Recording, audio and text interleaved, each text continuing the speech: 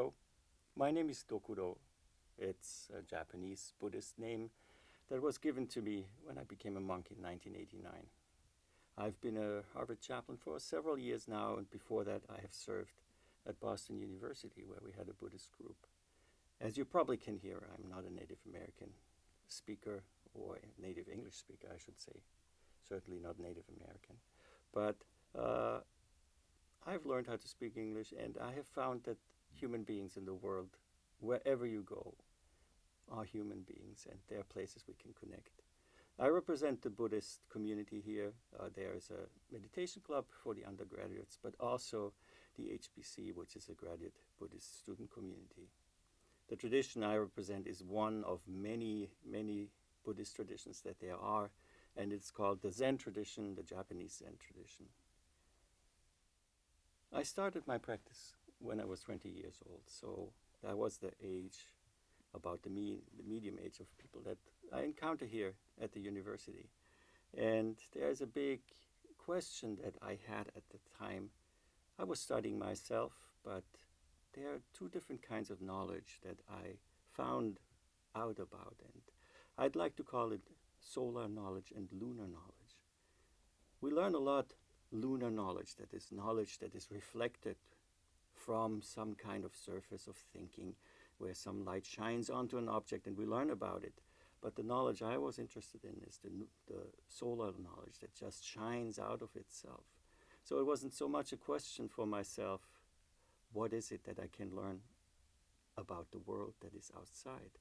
But it became a very big question. What can I learn about what shines from the inside? What can I learn about myself? How does the world change that I see out there by shining in both directions? It's not just learning about things that are objects, but it's also an exploration of who we are. Why am I really here? Could it really be that degree, only that physics test, only that writing example that I have to do? Or is there something else to be learned? Well, you can see I'm not dressed like a traditional Buddhist monk. The Zen tradition allows you to become a shapeshifter, to morph into whatever you are at the moment. At the moment here, I'm sitting in front of this camera. I'm talking to you. But at times, I am a husband, I'm a son, I'm a friend, and also I'm somebody who has to own their place here on the planet by doing some kind of work. So what I learned, I was trained as a classical pianist. I actually hold a doctorate in performance, and I wrote a dissertation about Franz Schubert, one of the great Austrian song composers. That also has to do for me with being human. Music is about expression. Singing is about life. It has to do with breathing. And everything we do in life has to do with breathing.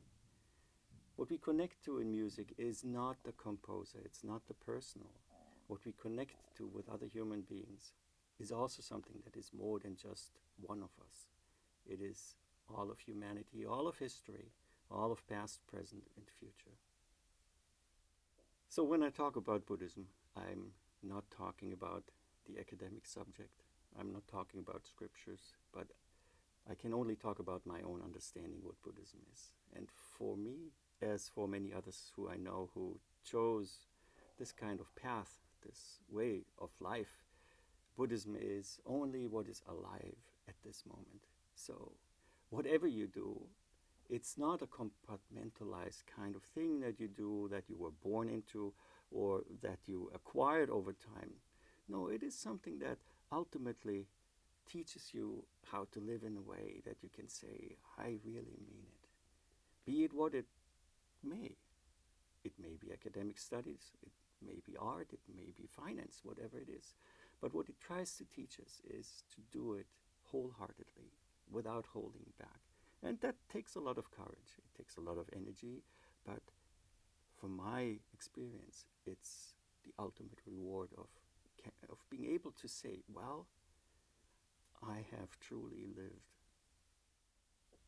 I'm glad to talk to anybody from any kind of background, from a level of equals talking to each other, Maybe I'm a little older than you are. Maybe I have different experiences. But my biggest interest is to truly connect with you and maybe share with what I have experienced. I am glad to learn from you. I'm glad to hear your questions, and I can speak to what I have lived through in my own development. There is no ism behind this. Let's just call it humanity. One person talking to another person. No judgment, no expectations.